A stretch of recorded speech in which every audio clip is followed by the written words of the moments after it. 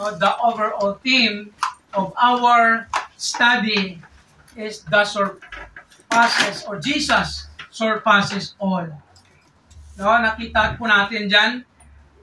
In the book of Hebrews, no, yan po ang makikita natin na laging na-emphasize, no, in the book of Hebrews, that Jesus is better than, no, better than anyone, especially those being and persons that people, especially the Jews, look up, no, and honor.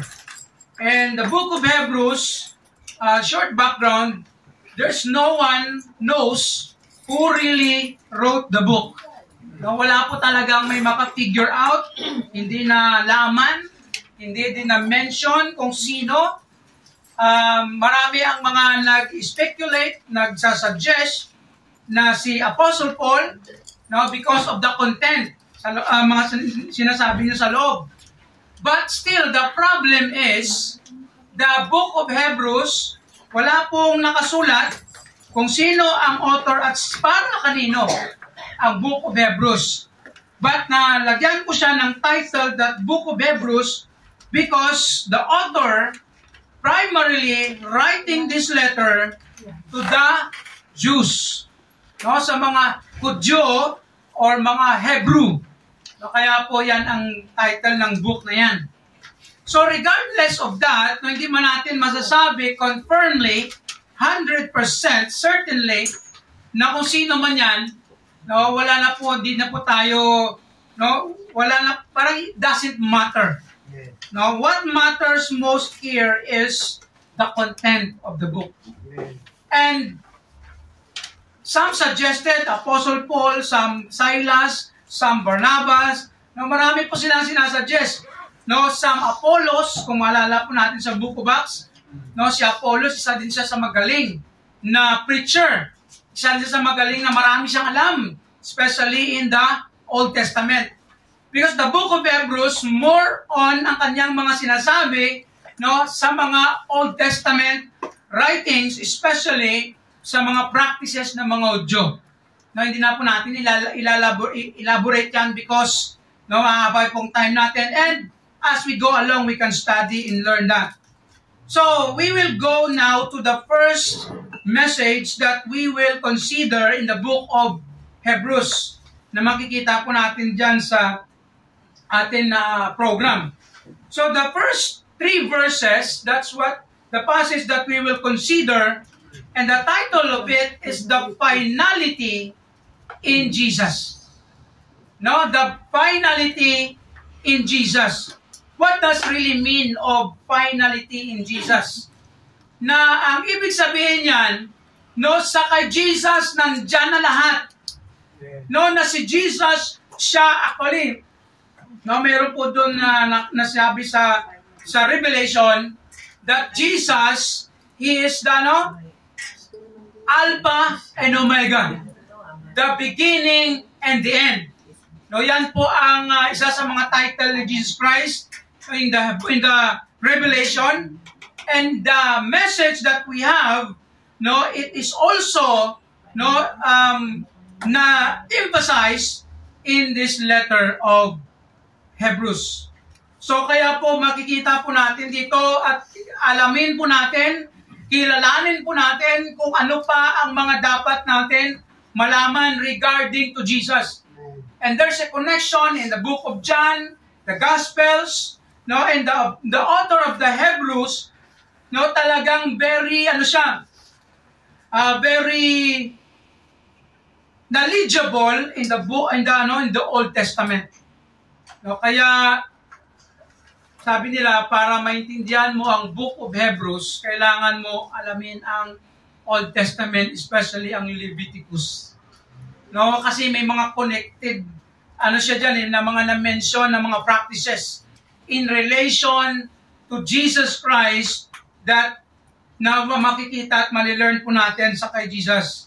So, ano po ang ibig sabihin nito? The finality in Jesus na maano po natin.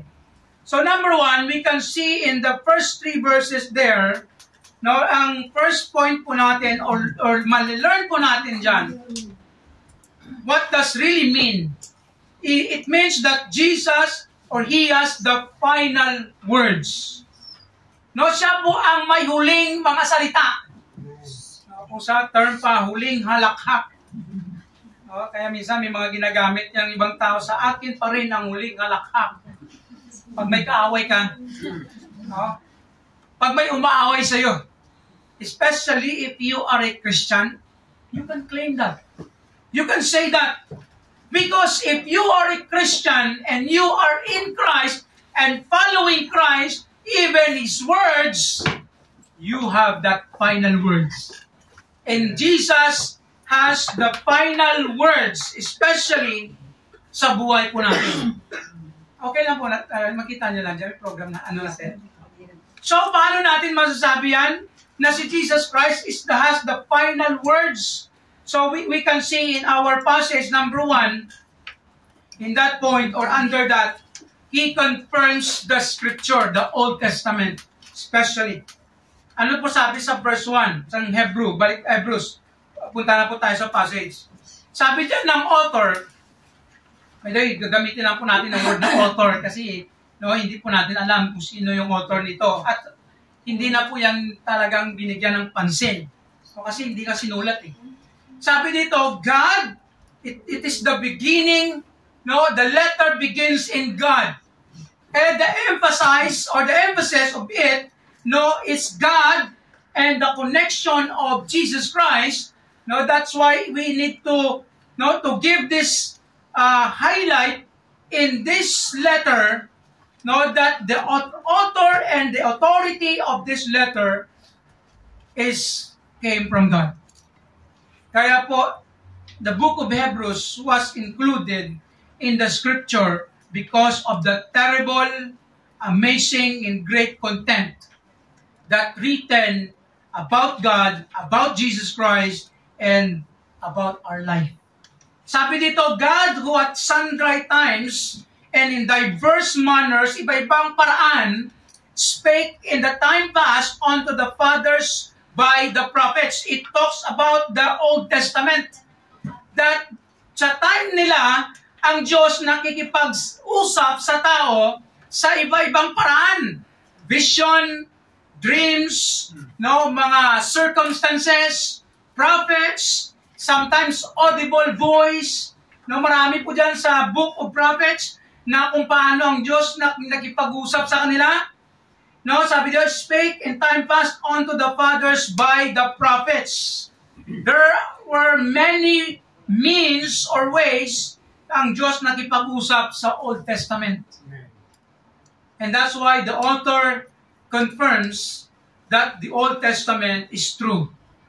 And those written words from the Old Testament came from God because God is the author of the book or of the Bible. Especially Old Testament, and later we'll go to the New Testament. And verse 2, ano po sabi dito? Hot in these last days, the word last days. Ang word na last days, no, it talks about the day when Christ came on earth. Starting si Jesus Christ na pinanganak, no, nang pumunta siya dito sa mundo, until now, until tomorrow, that is what we call last days. Huling mga araw. Iba pa yung last day, ha? Meron kasing specific na word sa Bible na last day. Isang araw. Pinakahuling araw, iba po yun. Iba din po itong last days. No, huling mga araw at meron pang last day na mangyayari, ano yun? Judgment. Last day that the time will end. The eternity begins. No, sa buhay po natin. Yun po ang actually ang last day na na-ascribe, na-refer po yan sa Bible, specifically sa final judgment or sa judgment ng Diyos. Sa mga especially sa mga unbeliever, sa mga hindi Christian. So yan po ang specific na refer sa last day. But the last days refers to our days, the days of the New Testament, sa kanila ni Paul, sa mga apostles, disciples, spoken unto us by His Son. In other words, that the final words, revelation of God to the people is Jesus. Kaya malilearn din natin yan mamaya sa succeeding na mga points and verses. Sabi dito, whom He has appointed heir of all things. Babalikan natin ito mamaya. By whom all He made the worlds. And also that verse. Ano po sabi sa Luke 24 verse 27? Ano sabi dyan? And beginning at Moses and all the prophets, si Jesus yon nakipag-usap sa dalawang disciple na yung after siya na namatay, no, parang nawala na sila ng hope, na kalimutan na nila si Jesus, and Jesus, no, nagpakig-usap sa kanila sa daan na hindi nagpakilala. And then sabi dito, and beginning at Moses and all the prophets, He, Jesus, expounded unto them in all the scriptures the things concerning Himself. In other words, Jesus Christ, no, through His words, confirms or certifies the scripture, the Old Testament. Kaya ang Old Testament is also God's Word. Old and new, actually. So ano po makita natin dyan? That Jesus has the final words. He is the one who confirms and certifies the Word, the Bible, the Scripture. Kaya alam niyo po, wala pong mali ang Bible. Ang old, especially the stories, the events, the recorded stories, and lahat-lahat po nasasabi sa, especially in the Old Testament, mga history from the beginning. Hindi man lahat na mention, hindi man lahat nasabi, but yung lahat ng mga nakasulat sa Genesis to Malachi, all those things, even though hindi natin yun experience, nakita, hindi man natin yun, no, sobrang haba ng taon na yun, ang gap. But Jesus Himself confirms it. All those writings in the Old Testament, the Scripture, are true and came from God. Amen. And you know what? Maraming tao hindi talaga naniniwala sa Bible. Many people who doesn't really believe that the Bible is perfectly, flawlessly, walang mali, kasi hindi nila alam. But if you read, although Pastor, maraming contradiction, seems like contradicted verses dyan, stories, but you know what? If you keep studying, dig deeper on it, there's no wrong, and there's no tawag ito, flaws or whatever mistake, no, in the Scripture. Everything that written in the Old Testament, even from the creation, no, to the people of God, were true. All those things. Even sa mga nangyayari sa life ni Job, no, lahat ng mga miraculous stories in the Old Testament, it really happened. Even science, even discoveries, no, confirms it. Marami pong nakaka-prove yan. And the final words who certifies everything, Jesus. Jesus' word is powerful. And then, not only that, here's the thing. He doesn't only, hindi lang yung confirms the Scripture, but He also completes or completed the Scripture.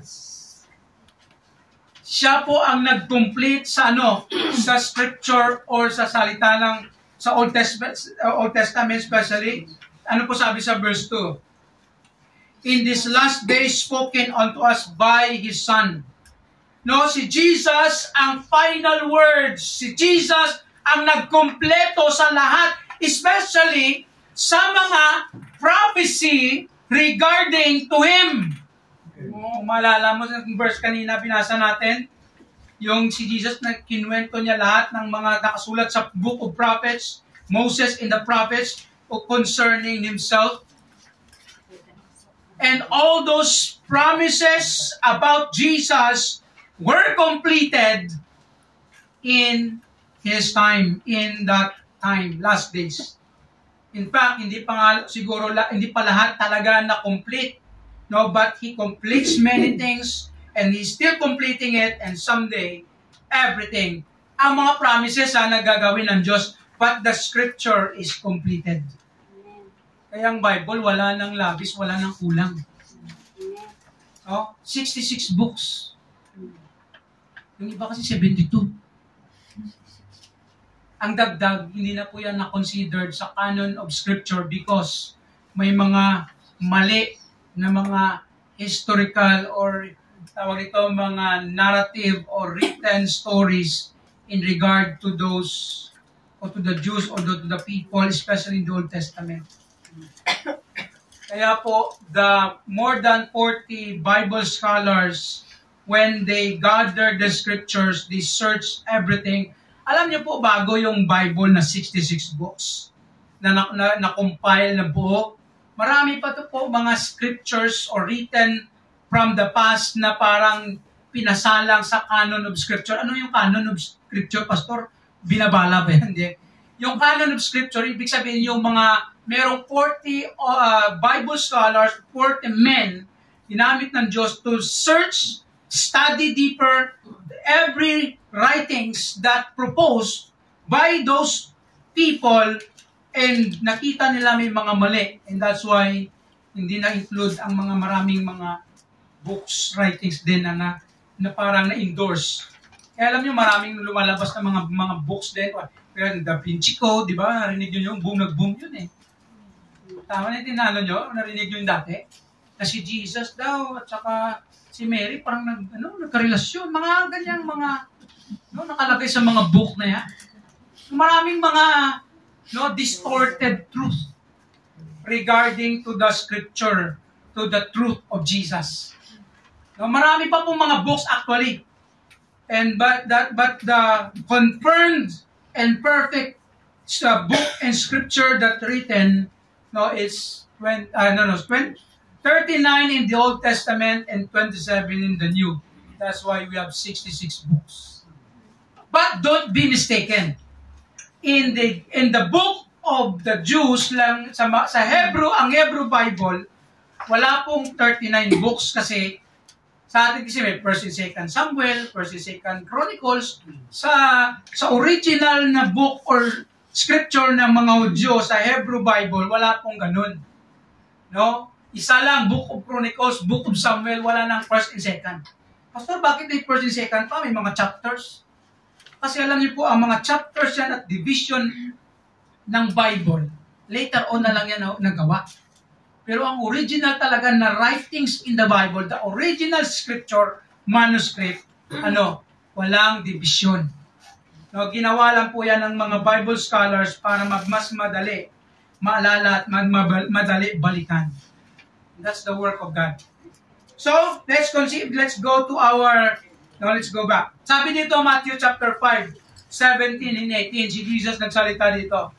Think not that I am come to destroy the law, the Old Testament, or the prophets, the 5 books and the prophets, overall the 39 books, the Old Testament. I am not to come to destroy, but to fulfill. Iko-kompleto ko yan. For verily I say unto you, till heaven and earth pass, not jot or one title shall in no wise pass from the law till all be fulfilled. Jesus is the fulfillment of the law, fulfillment of the New Testament, and He will fulfill everything someday. And there will be a day that everything will be completed. The scripture are completed.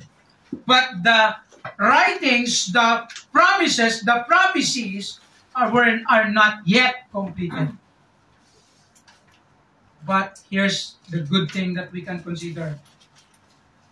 Jesus doesn't lie to talk about everything that will happen someday.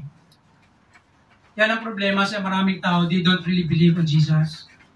They don't really believe on everything that the Word of God, the Bible, is saying.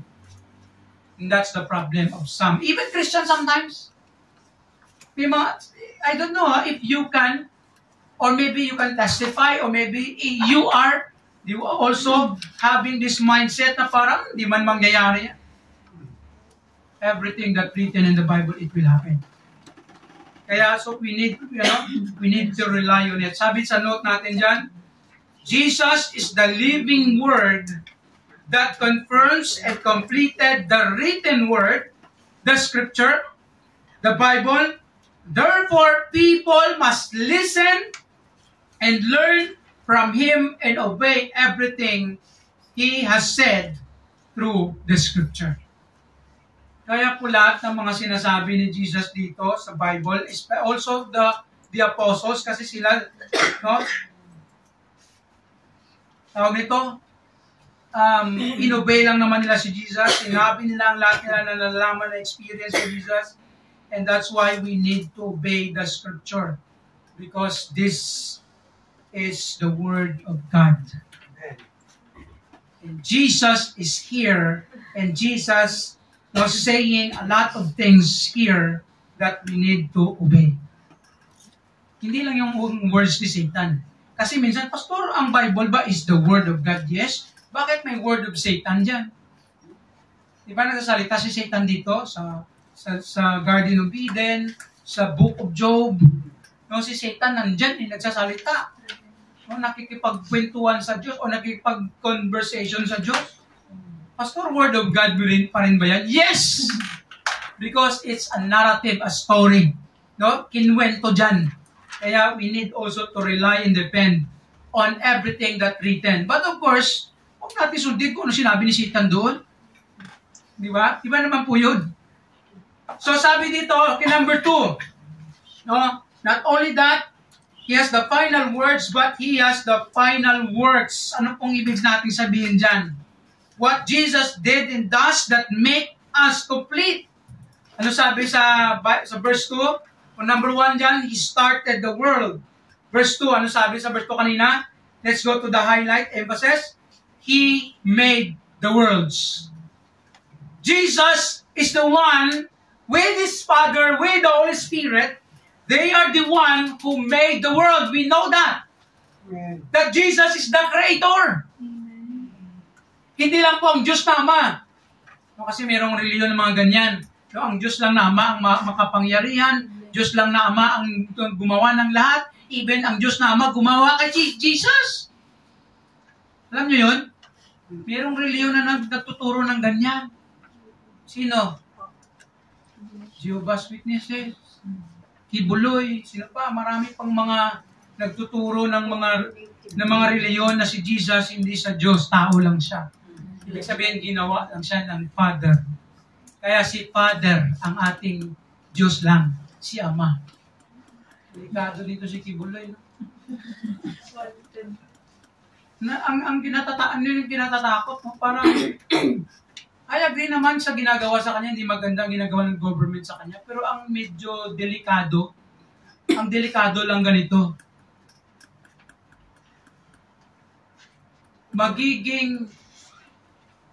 Lalo pa siya magiging Diyos sa ginagawa ng mga follower niya. Pinafight nila na good, perfect. Yes. I don't agree on that. I agree for their tawag nito, political battle, but I don't agree in their spiritual battle and claims. Because he is a fraud, he is a false prophet, because he claims to be the Son of God, that there's no one, or no one can compare to Jesus. Because Jesus is the one who created the world. Ano ka, Diyos? Kaya po, here's the thing that we need to consider. Jesus started the world. We can see in many verses in the Bible, John 3, all things were made by Him, and without Him was not anything made that was made. That is Jesus. It refers to Jesus. Kung wala si Jesus, wala may magawa. Kung wala si Jesus, wala ka. Wala tayo. Hindi tayo may panganak hindi tayo mabuhay dito sa mundo kung wala si Jesus. He is the one who started the world. Colossians chapter 1 verse 16. Now first praise, for by Him were all things created. Lahat ng mga bagay na ito nagawa dahil kay Jesus. Amen. Siya po ang, sila, ang kanyang Ama, the Holy Spirit. But the emphasis here, through Him, for Him, by Him, all things were created. Lahat ng meron dito tayo sa mundo, nagawa at ginawa yun kay Jesus. He started the world. And that's why He has the final words. Ano pa? Not only started the world, but secondly, He sustains the world. Nung ginawa ng Diyos o ni Jesus, He with His Father, with the Holy Spirit, ang mundo, the universe, sinusustain po nila yon. Pastor, paano yon? Kasi maraming kasalanan sa mundo. Sila pa rin ba yun? Of course not. Ang sin hindi po sa Diyos. Ang sin sa demonyo po yun. Ang ibig lang sabihin na sinusustain niya ang world, hanggang ngayon, may buhay pa tayo. May buhay pa ang mundo. Still, the universe is intact. Yun lang, ang mundo natin, palala ng palala. Because of climate change, because of the consequences of sin. But the fact still remains that Jesus, He sustains the universe. Kaya wag po tayo maniwala yung sabi nila, may mga planeta na babangga sa mundo someday, mababasag ang mundo, something like that. Don't believe on that. Because God who holds every atom in the universe, siya po nag-set ng mga planets, universe, galaxies, whatever terms na ginagamit ng mga astrologers. It is God, it is Jesus who sustains it. And we can see that in Colossians chapter 1 verse 17. Ano sabi dyan ni Paul? And He is before all things, si Jesus, and by Him all things consist. Ang word na consist speaks all together. By Him, through Jesus, He sustains everything, every atom in the universe. He is the one who can control. He is the one who is sovereignly in control. Kaya alam niyo po ba, even yung mga nangyayari sa mundo, circumstance, we're talking about circumstance, it is God who is sovereignly in control of everything. All those bad circumstances, tragedies, even those pandemics, the viruses, whatever, still God who holds it. Amen. Hindi yan mangyayari kung hindi yan allow. Kaya po alam niyo po, sa mga studies namin last time sa God's will, every circumstance in our life, in your life, in my life, is God's will. Amen. The work of God. Amen. Ang kasalanan, it's not the work of God, it's the work of you and me and Satan, or the demons, or yung mga evil spirits. But ang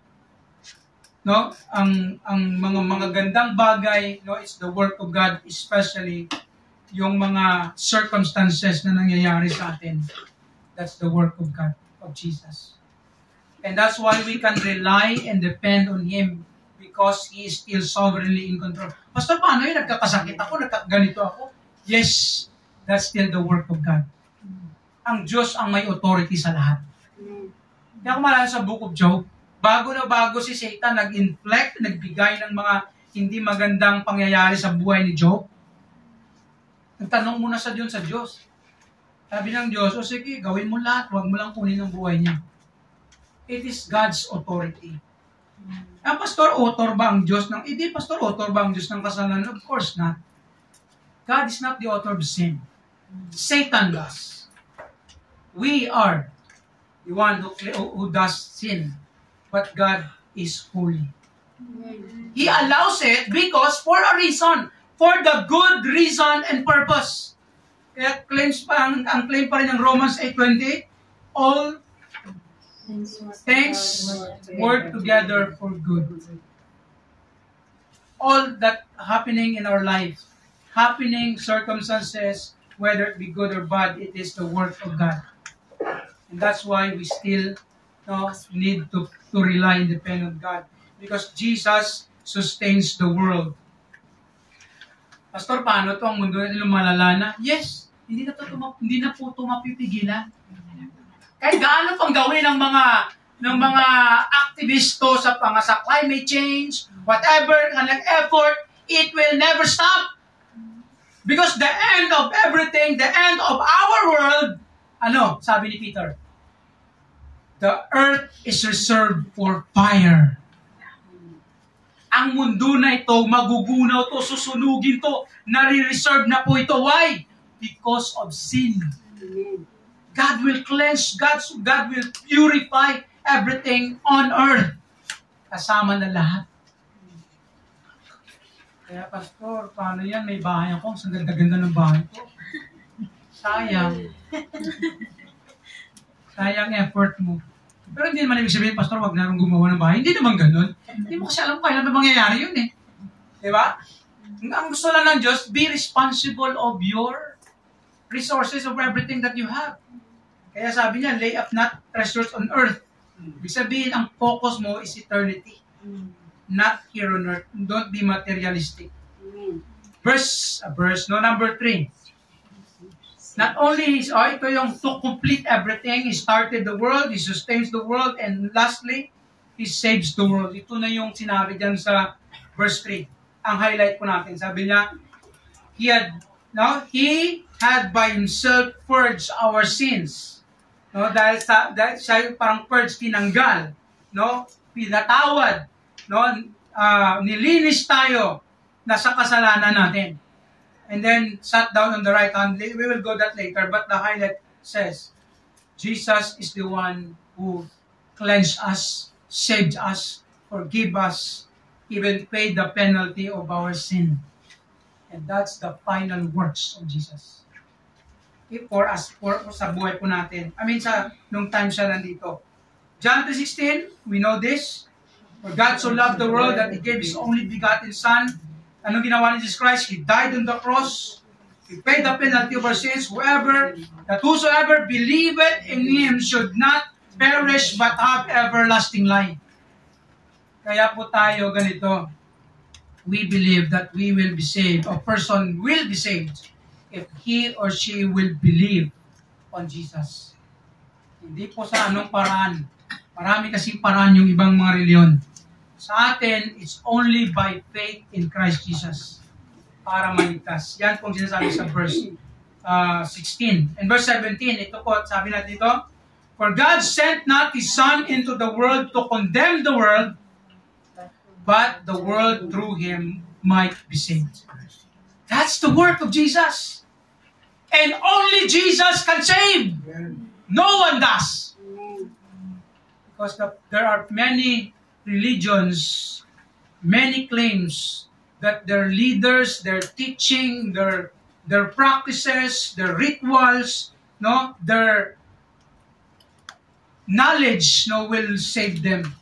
Marami pong reliyon na ganyan. Kaya po wag po tayo maniwala na maligtas sila, maligtas na pumasok ka, maging membro ka sa iglesia namin, magpabautiso ka muna, maging faithful ka, gumawa ka ng mabuti para maligtas. Those are wrong teaching. Because the only true and perfect truth and teaching is only Jesus. Kaya ang claim ni Jesus Christ, John 14:6, ano sabi niya? I am the way, the truth, and the life. No man comes to the Father but by me or through me. No one. Ang word yan, actually, may emphasis po yan. Yung da, yung article D or da. Ang ibig sabihin yan, only. Wala nang iba. I'm the only. Wala nang, kasi maraming nag-claim na sila pa rin. But of course, the Bible says only Jesus. He is the one who can save people. He is the one who will save even the universe.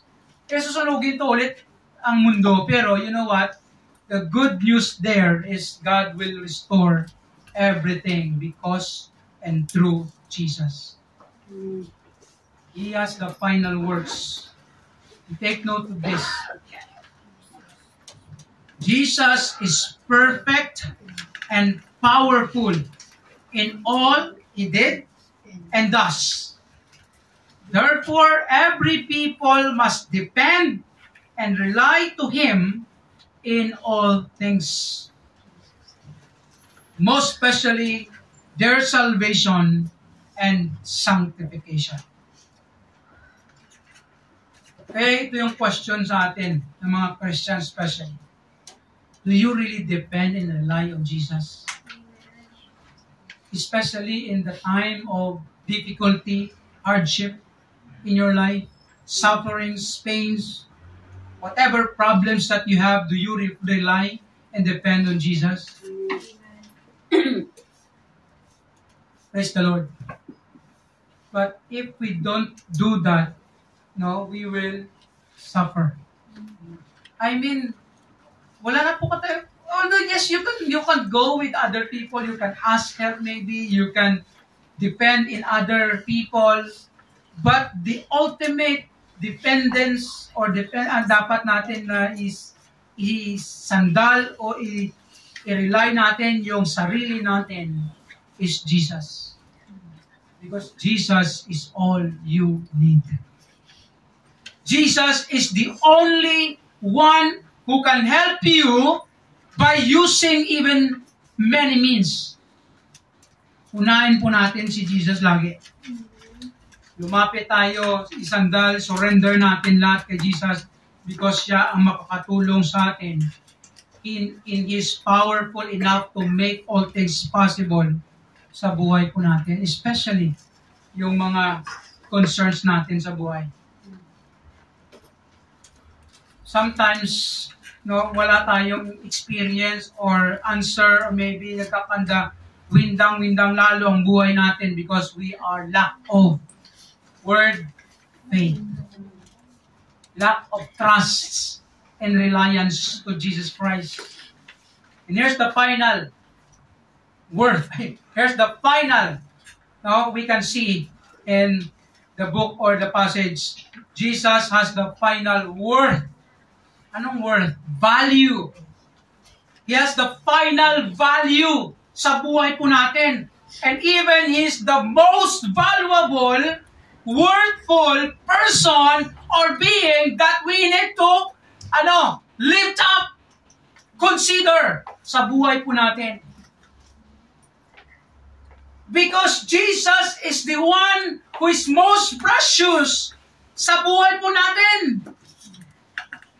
And that's why as Christians, we need to think and to really dig or embrace the truth that Jesus is the most wonderful and worthful person you can have in your life and prioritize in your life. Alam niyo po ba, pag ang worth natin o yung binibigyan natin ng halaga, no, is things more than Jesus. And that value is nothing. In fact, no, ang bagay na yan, kung mas binibigyan natin ng halaga ang ibang bagay kumpara kay Jesus, you are doing nothing and doing wrong, especially in the presence of God. Because God wants us to really value, give worth and value, because Jesus is worthy of our worship and honor. He must be the highest priority, the most loved natin ng mga Christians. It must be Jesus, or Jesus must be no other than. Of course, mahal man natin yung mga tao, mahal din natin yung mga anong meron tayo. You can love that. But the primary and the most, the highest love that we need to give is Jesus. Because of what? Why Jesus has the final word? Because of what? His identity. Of who He is. Ano po sinabi dyan sa verse 2? Of whom, sabi niya, had appointed heir of all things. He is the heir. In fact, hindi lang po si Jesus Christ yung tagapagmana, even tayo, sabi ni Paul. We are co-heirs. But Jesus was appointed heir of all things. Ibig sabihin, lahat ng, Pastor, paano yun? Sila ang gumawa. Bakit binigay pa ulit sa kanya? Parang, technically, parang masabi mo, parang mali. Binawi, tapos binigay? No. The emphasis of this word, that when Jesus came to this earth, anong nangyari? No, si Jesus Christ naging tao. No, he left heaven. He set aside the throne because of the mission to become a man and save the world. And that after that, the Father returned to him his for what he has. The authority. Kaya po yan ang sinabi dyan sa Bible, sa author, that he is appointed heir of all things, by whom who also made the world. And here's another thing, Hebrews chapter 1 verse 3. Who being the brightness of His glory. Ano po yung brightness of His glory? Ito po kasi ang analogy na ito, na-refer po ito sa analogy of the sun. Diba, kung maalala ninyo, ang araw, wala pong may makikita sa araw. Nakikita niyo bang araw? Yes, Pastor, nakikita ko araw. We cannot see, we cannot look directly to the sun, right? What we can see is the radiance, the light, the brightness, the light, the rays, or something. Yung yung reflection or whatever, yung kanyang yung radiance yung beam of light, yun lang makikita natin. And that's the picture of Jesus, that the Father or God, no one can see God, but because of Jesus, we see God. Why or how? Because He is the express image. Ano sabi niya? Express image. Alam niyo, express image, perfect image po ito. It seems like you are looking on the mirror. Pag ikaw nakatingin ka sa mirror, sino nakikita mo? Sarili mo. Kita mo pa ngayon, pati muta mo Meron. Yan ang sabihin na express image, perfect. Unless kung ang mirror mo, yung nagdi-deform ka. Yung mirror mo, gumagano'n ko, malaking mata mo, o yung ilong mo, mga ganyan. Iba po yun. Ang ibig sabihin, ang mirror, is that it reflects you perfectly. The perfect mirror, of course. So that's what it means of express image. Na siya ang nagpakita sa character and nature ng Diyos. And then sabi sa Colossians chapter 1 verse 15, who is the image of the invisible God, the firstborn of every creature. His identity, Sabi sa John 10:30, I and my Father are one. Anong ibig sabihin niyan? Ako at ang Ama, isa. Alam niyo po ba, itong verse na ito, nagagamit ko ito sa ating belief and claims and stand na Trinity. Alam niyo Trinity? Kasi marami pong reliyon na hindi naniwala sa Trinity. Maraming bad religion, false religion, or false claim of false Christianity. Maraming nag-claim na Christian religion na mali ang turo kasi hindi sila niniwala sa Trinity. Alam nyo very clear ang verse 30 na ito. Alam nyo kung bakit? Anong argument dito? Ang word na R. Anong R? Plural. Kaya when Jesus Christ said, I and my Father are one. Ibig sabihin, iba si Jesus, iba yung Father. Another wrong doctrine, wrong teaching of Trinity. Iba yung word. Ang word na oneness. Merong turo oneness. Anong oneness? Ang Trinity at oneness, magkaiba yun. Ang Trinity, iba ang Tatay, iba si Jesus, iba ang Holy Spirit. Trinity yun. Ang oneness, ang Father, ang Son, and the Holy Spirit, isa lang. Ang Father is Jesus, ang Holy Spirit is Father, parang ganun. Parang nagpe-pretend lang ang Father, ang Diyos, nagpapakita na ako Ama ngayon, bukas ako naman si Jesus, bukas ako naman si Holy Spirit. Yun ang oneness. Ang isa sa mga naniniwala dyan, dalawa kasing grupo ng Pentecostal Merong oneness, merong Trinitarian. Kaya po, ang teaching na oneness, mali po yun. Kasi sa kanila, isa lang tatay, si Jesus, ang Holy Spirit, at saka yung Father, isa lang. Isang person lang. That's yan po exact na teaching. Sa atin, no. Distinct, different persons. Jesus, the Father, and the Holy Spirit are one. Isa lang sila. And therefore, Jesus, His identity is He is the Son of God and God Himself. And that's why we can say that He is the wonderful, most valued. We must give Him the right, the highest value sa buhay po natin because He is God. And sabi sa John 1:1, in the beginning was the Word, and the Word was with God, and the Word was God. Jesus is the Word. And the Word was God, sabi dyan ni John. And not only that, and secondly, not only because of His identity, but secondly, because of His authority. Sa kanyang authority, status, kapangyarihan, power, position sa buhay po natin. Kaya po sinabi dyan kanina, sat down on the right hand of the majesty on high. And when Christ returned to heaven, anong sinabi? He sat down on the right hand. And the right hand of the Father, the throne, the majesty, it doesn't speak of the lesser authority. No. When we say right hand of the King, it speaks of the level, same level, equal level of authority. Yan po ang ibig sabihin ng right hand. Kaya pag ikaw ay kay right hand ka ng boss mo, ibig sabihin parehas kayo boss ka din.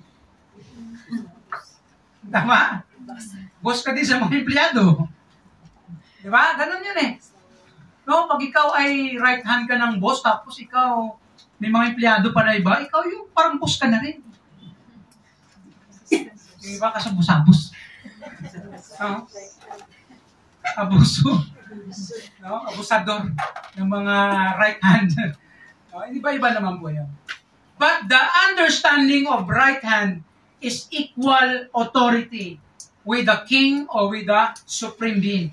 And that's why Jesus is also have the authority. Kaya in 1 Peter chapter 3 verse 22, sabi ni Peter dyan, who is gone into heaven, si Jesus, and is on the right hand of God, angels and authorities and powers being made subject unto Him. Si Jesus has the greater or greatest authority over all, and that's what He claims to be. Kaya po, before He returned to heaven, ano sabi niya dito? In Jesus came and spake unto them, while He was going back to heaven, ascension, saying, all power is given unto me in heaven and in earth. And then the application is this: go ye therefore and teach all nations, baptizing them in the name of the Father and of the Son and of the Holy Spirit, Holy Ghost. Another proof of our identity of our Trinity, of the Father, of the Son, and of the Holy Spirit. Kaya po ang tinatayuan po natin ng mga belief and truths in the Bible is firm, because Jesus is the one who confirms it.